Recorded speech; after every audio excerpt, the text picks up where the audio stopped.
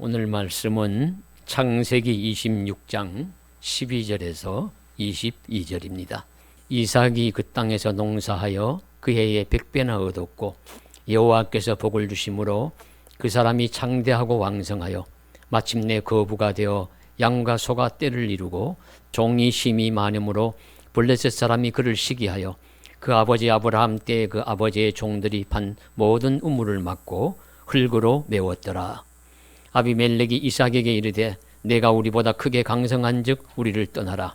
이삭이 그곳을 떠나 그랄 골짜기에 장막을 치고 거기 거류하며 그 아버지 아브라함 때에 팠던 우물들을 다시 팠으니 이는 아브라함이 죽은 후에 블레셋 사람이 그 우물들을 메웠습니다.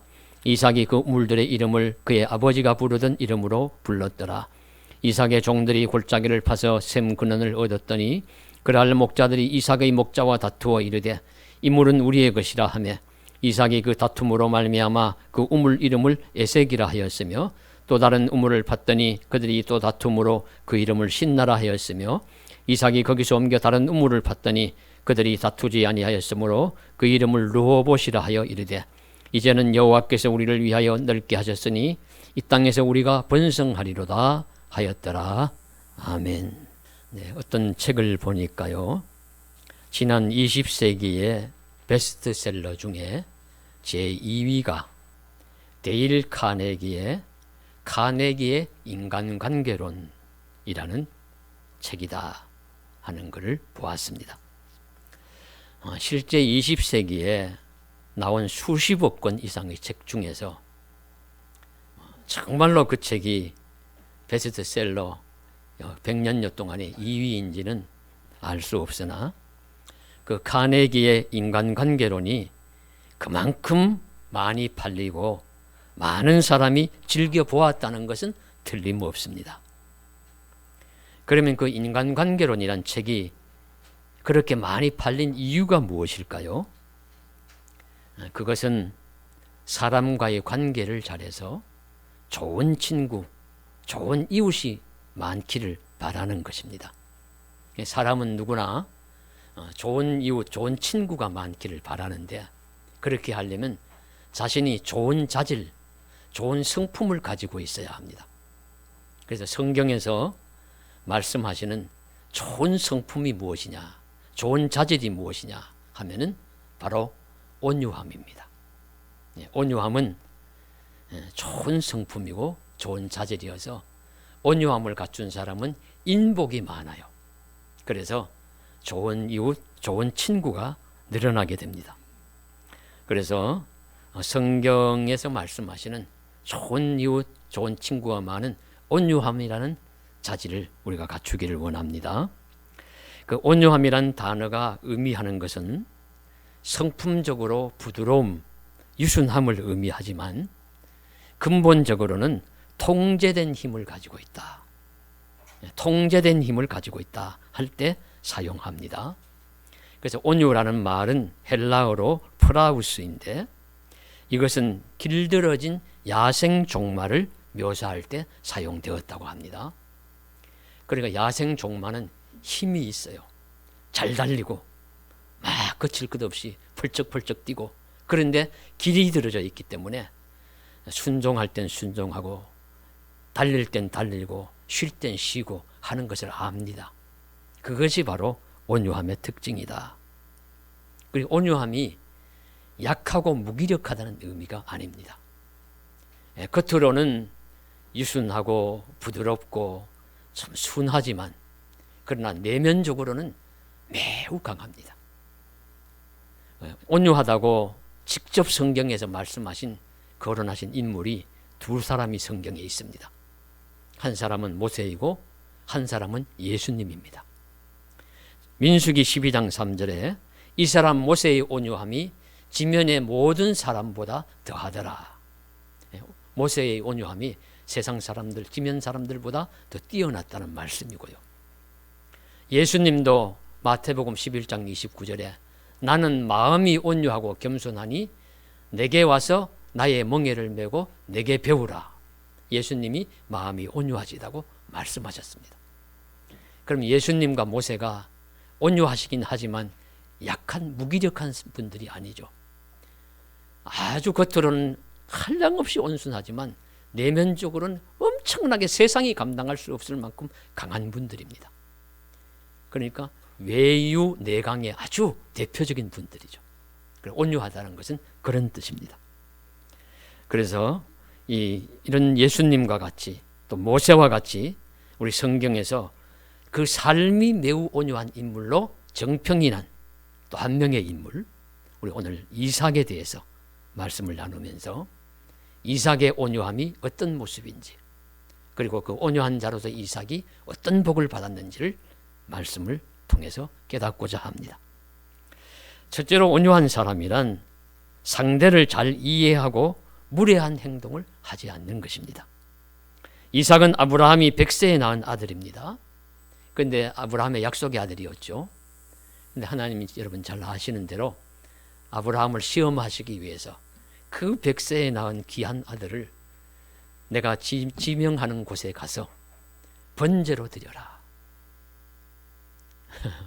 여러분 말이 되는 소리입니까? 번제는 사람이 아니라 어떤 제물을 완전히 태워가지고 하나님께 드리는 제사예요. 고대 제사 제도 중에 이것은 양이나 소나 염소나 비둘기 같은 동물을 태워서 드리는 겁니다.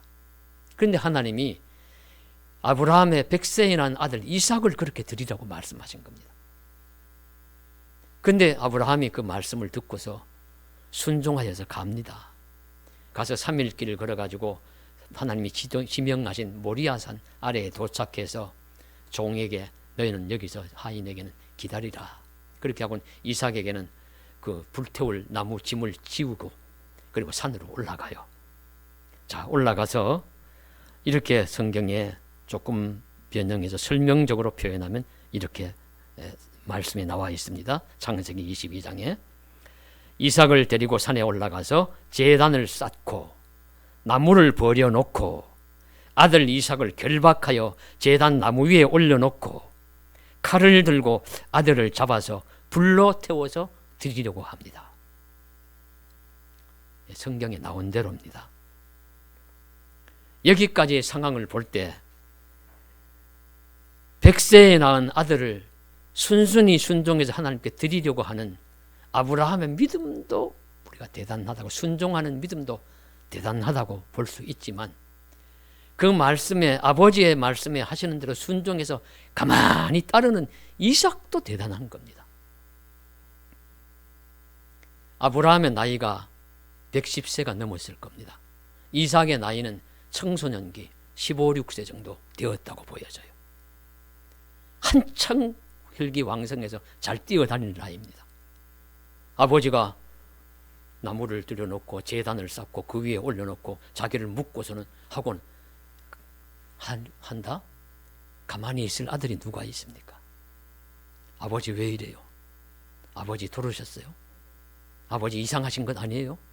하면서 벌쩍 일어나가지고 뭐 펄쩍펄쩍 뛰어서 도망치면 늙으신 아버지가 어떻게 이삭을 붙잡을 수 있겠습니까? 그런데 이삭은 아버지가 하시는 대로 순종해서 따릅니다. 왜 따랐을까요? 하나님의 말씀대로 이행하시는 아버지, 그 아버지의 형편과 사정을 이 아들은 이해를 먼저 하는 것입니다. 아버지는 하실만 하시니까 하시겠지. 그 아버지가 하시는 대로 순종합니다. 하나님이 아브라함의 믿음을 인정하시는 일에 거룩한 동참자가 됩니다.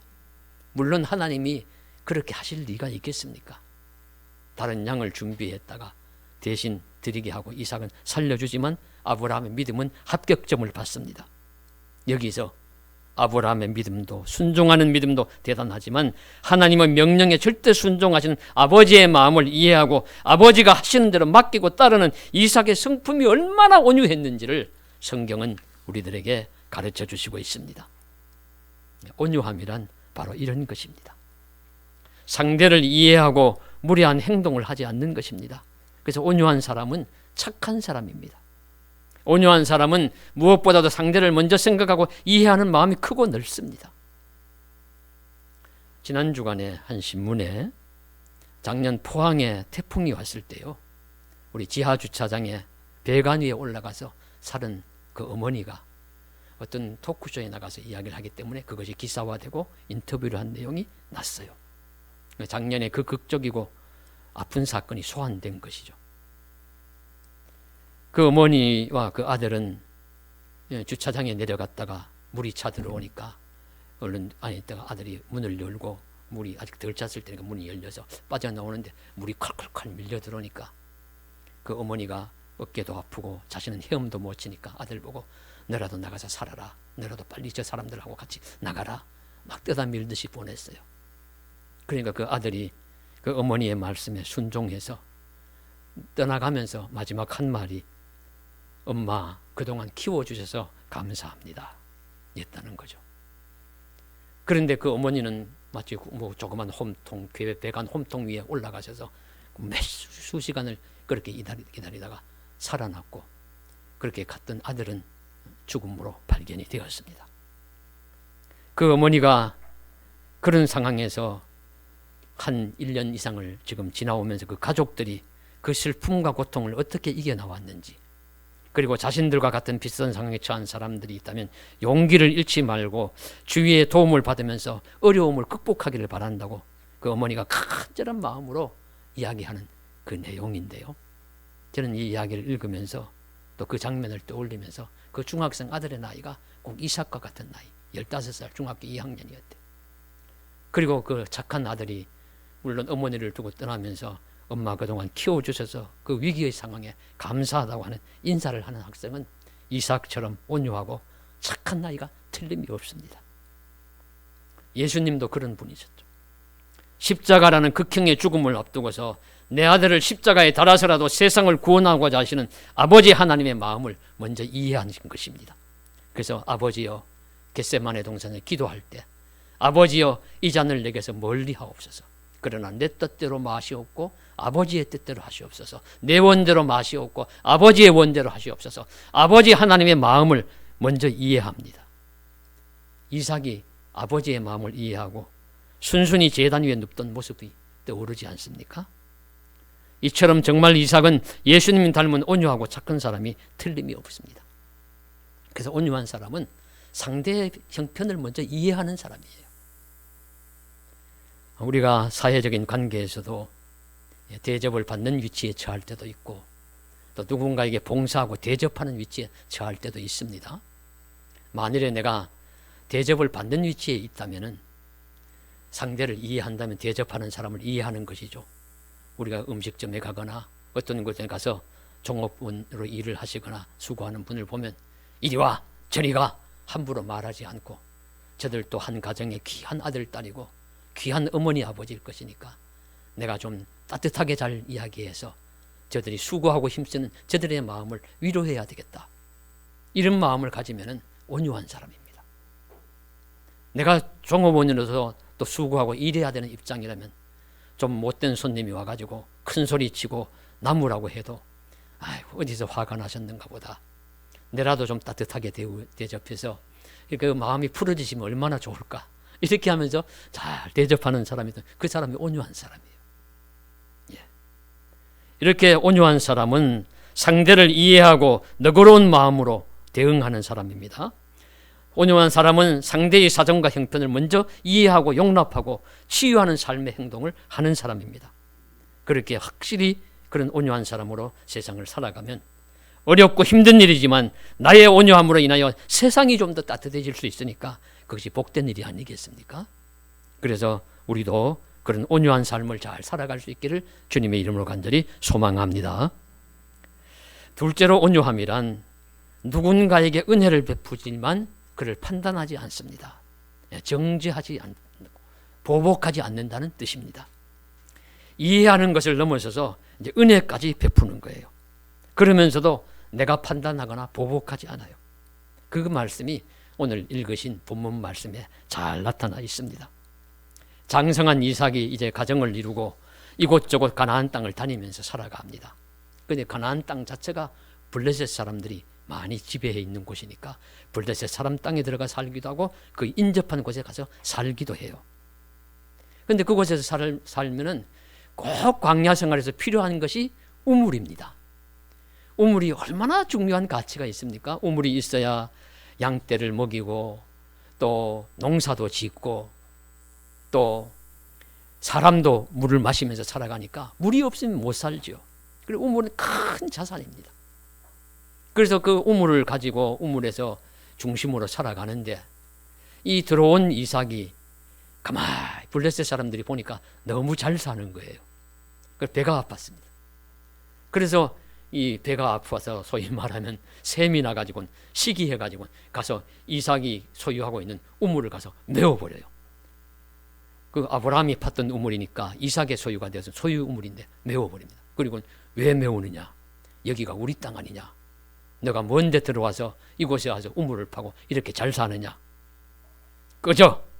어디서 낯선 녀석이 와서 우리보다 잘 살아? 용납할 수 없지! 이렇게 하면서 시비하는 겁니다. 오늘 16절 말씀 보시면 아비멜렉이 내가 우리보다 크게 강성한 즉 우리를 떠나라. 바로 그런 뜻입니다. 꺼져라. 내가 뭔데 이곳에 와서 우리보다 더 잘 사느냐.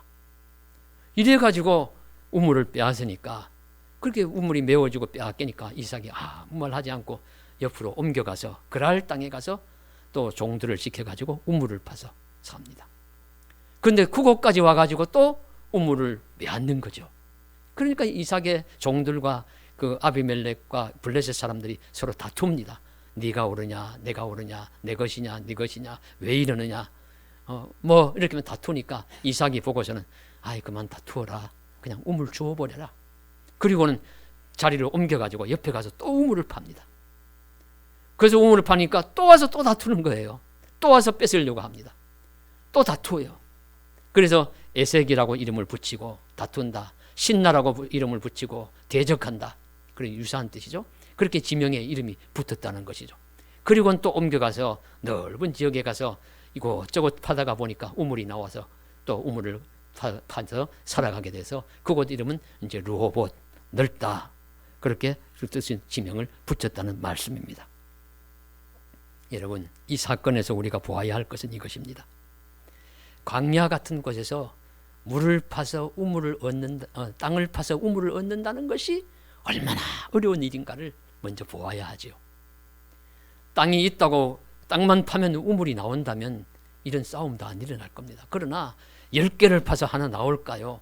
100개를 파면 하나 나올까요? 넓은 땅에 어디서 물이 나올 줄 알고 파겠습니까? 물론 연구하고 있을 만한 곳에 파겠지만은 많이 실패도 할 것입니다. 그러나 그렇게 해서 얻은 귀한 우물인데 와서 파놓으면 빼앗고 파놓으면 메우고 하면은 얼마나 분통이 터지고 원통한 일이겠어요. 분하겠습니까? 이건 사람이면 누구나 다 그렇죠. 이럴 수가 있느냐? 그러면 뭐 죽자사자 싸울 것이고 뭐 할 것이지만 이삭은 순순히 양보합니다.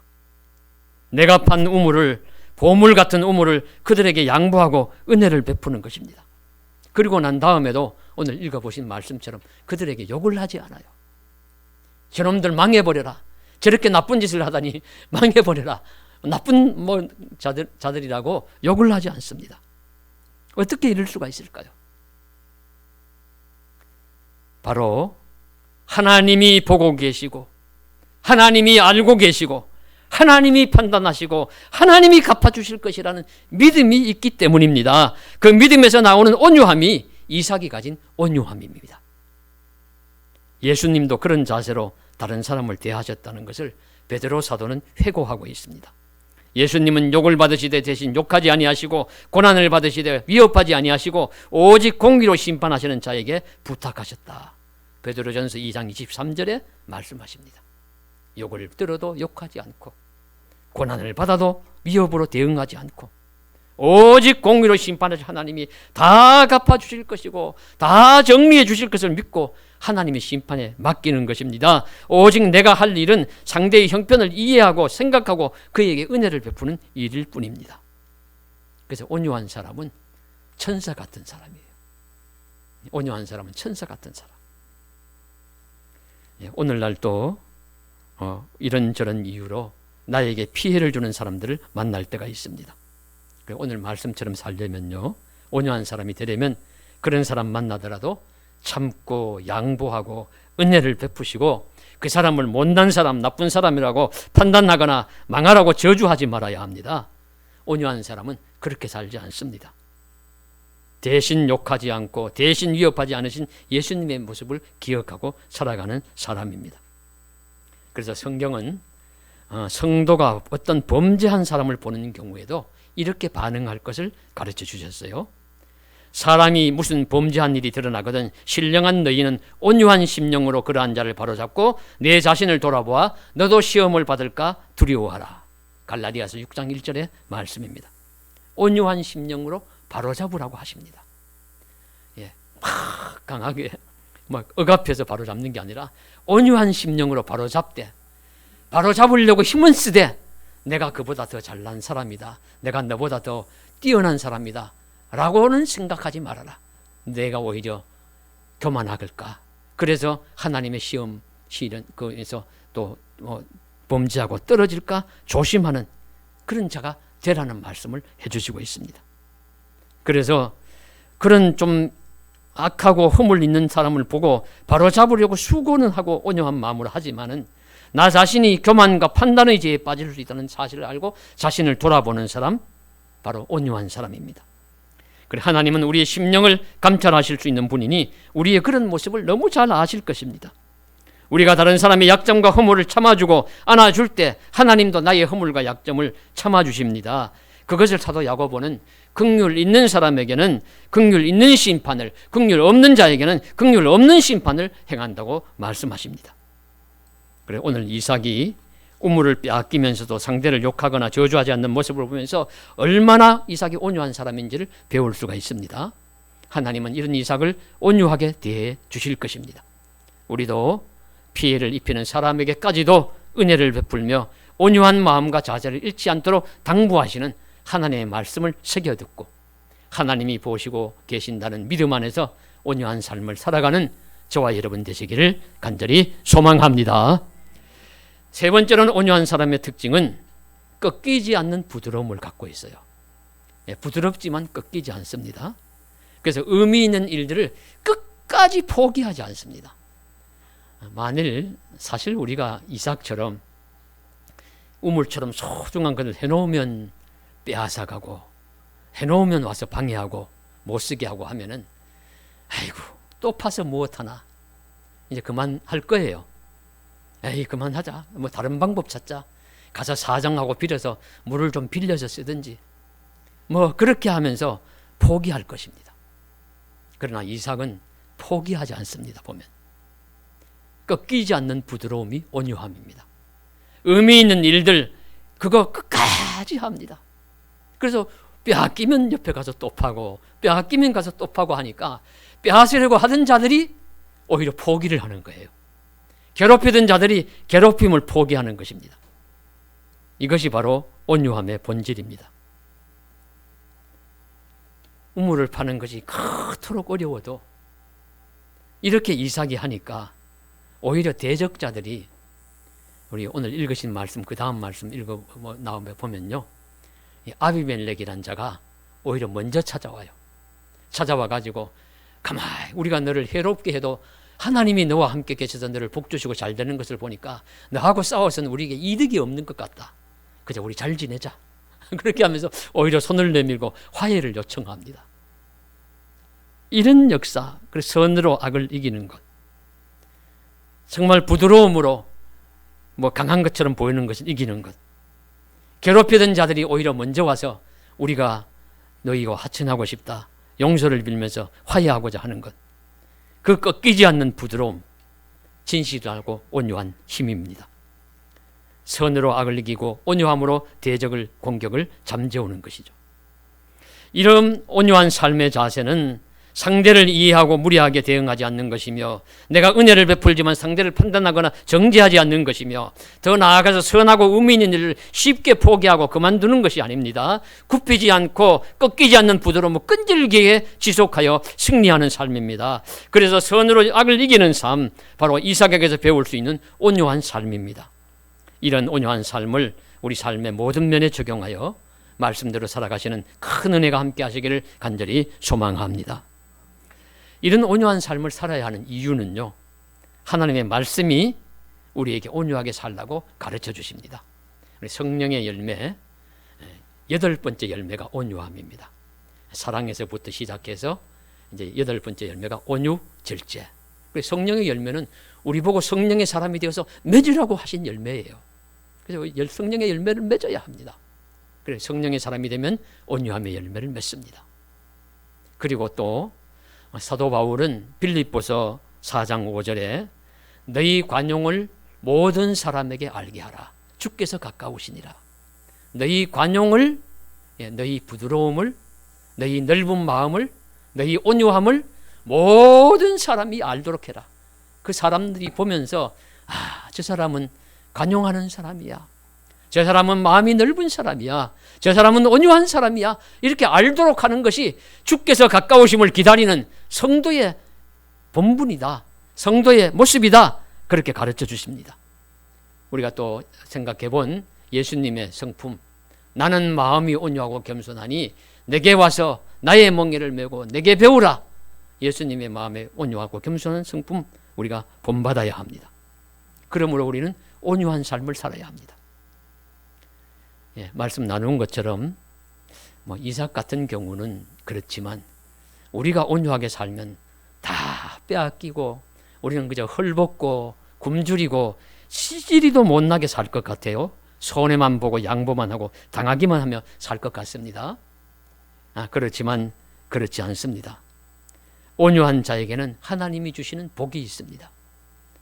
산상수훈 8복에서 마태복음 5장 5절에 온유한 자는 복이 있나니 저희가 땅을 기업으로 얻을 것이며, 또 다윗의 시편 37편 11절에 온유한 자들은 땅을 차지하며 풍성한 화평으로 즐거워하리로다.